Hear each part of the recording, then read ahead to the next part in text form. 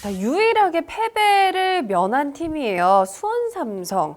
자, 이 경기 어떻게 보셨나요? 글쎄요, 올 시즌에 야심차게 지금 3-4-3 전형. 네. 유럽에서 특히 뭐 첼시를 비롯해서 네. 벤치마킹을 뭐 했다고 해도 과언은 아니죠. 네. 그래서 잘 운영을 하려고 하는데 사실 그러한 전술 운영에 있어서 가장 중요한 포지션 뭐 윙백도 중요하겠습니다만 특히 중앙 미드필더가 중요하다고 봅니다. 이용래와 이종성 선수가 이제 나왔는데요.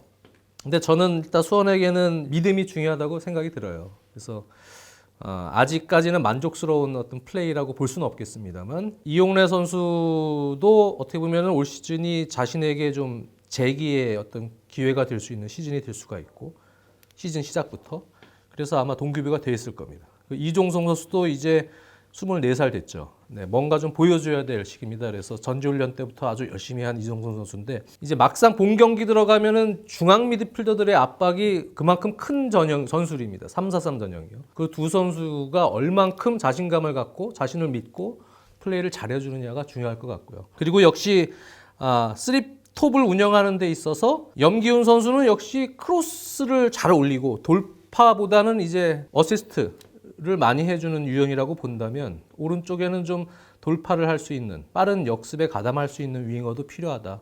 그런 부분에서는 이날 산토스 선수가 나왔습니다만 전체적으로는 조금의 이제 선수 기용에 있어서 변화도 줘가면서 변화의 시간을 좀 가져갈 필요가 있다. 네. 네. 근데 일단은 초반에는 잘 되지는 않을 겁니다. 이렇게 생각대로는. 그래도 믿음을 갖고 일단은 이 전술의 장점이 많다 보니까 좋았던 장면들을 계속 회상하면서 나간다면은 충분히 뭐 희망적이다라는 생각을 해보고. 사실 이 중앙 미드필드가 3-4-3에서 예를 들어 공격으로는 전개를 잘 못해주고 또 수비적으로는 밀리고 이렇게 되면 사실상 이 3-4-3은 사실은 5백처럼 돼버릴 공산이 굉장히 크죠. 그러니까 중원에서의 볼 간수가 제대로 안 되고 공격이 제대로 못 나가게 되면 양 윙백은 위험해서 사실은 공격에 깊숙이 가담하기가 상당히 어려워지고 그러다 보면은 결국 아래쪽으로 내려앉게 되는 5백이 되는데 그렇게 되면 결국은 주도권을 다 내주게 되고 공수 간격이 멀어지게 됩니다. 여기에 이제 장 의원님 말씀대로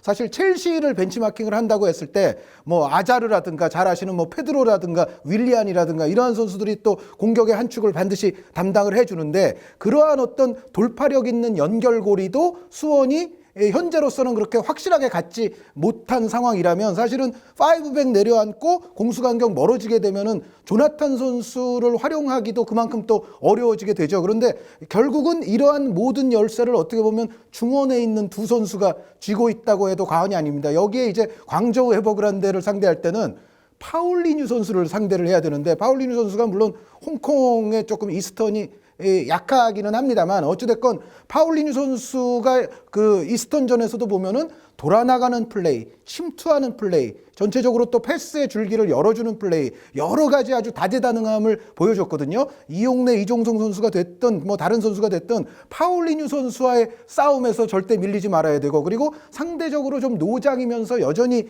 중요한 선수인 정쯔 선수에 대한 또 압박을 또 포워드들과 더불어서 중원에서부터 강하게 해줘야만이 수원이 광저우 에버그란데를 상대로 또 좋은 경기를 할 수가 있습니다. 여기 만약에 파울리뉴 선수의 플레이에 중원에서부터 좀 흔들리면서 간격이 벌어지거나 수비 밸런스가 무너지게 되면 알란 선수, 굴라르트 선수의 또 그 다음 침투에 있어서 속수무책이 될 가능성이 있거든요. 그래서 전체적으로 역시 광저우는 중국 선수들의 진용이 다른 중국 팀들보다 우수한 팀이기도 합니다만 그럼에도 여전히 파울리뉴, 알란, 이 굴라르트 이 세 명의 선수에 대한 또 의존도가 있는데 일단 중원에서 파울리뉴 선수를 너무 활개치게 놔두면 안 된다. 그리고 후방 쪽에서 전체적인 또 팀의 조율을 맡는 정쯔 선수를 수원 선수들이 잘 괴롭혀줘야 된다. 이 두 가지는 반드시 수원이 해내야 됩니다. 그렇습니다. 특히 광저우전이 그래서 중요한 것이요. 수원은 어떤 팀보다도 심리적인 부분이 제일 중요하다고 보여져요. 지난 시즌에도 많은 실점을 했고